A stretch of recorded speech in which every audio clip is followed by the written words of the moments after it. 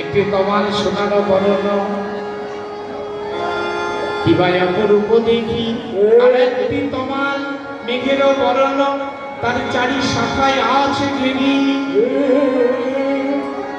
দুটো তমালির দুটো শাখা, তার চারটি শাখা পরস্পরকে আলিঙ্গনাবদ্ধ হয়ে রয়েছে। তার উপর আর কি দেখছি, আরো আশ্চর্যের বিষয়, তাহে ফলিয়াছে অরুণ বদন, এচারি উত্তম ফল।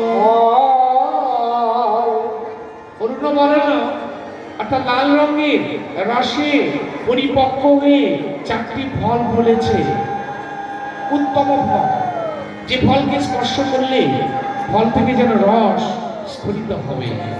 চারটি ফল যুগল তোমার বৃক্ষের মাঝে। আর আরো আশ্চর্যের কথা, এই প্রাকৃত জগতে যাহা কোনো কালেও সম্ভব নয়, অপ্রাকৃত বৃন্দাবনে তাই সম্ভব। সেই ফলের ভিতরে ফুল ফুটি আছে, নাহি তার শাখা।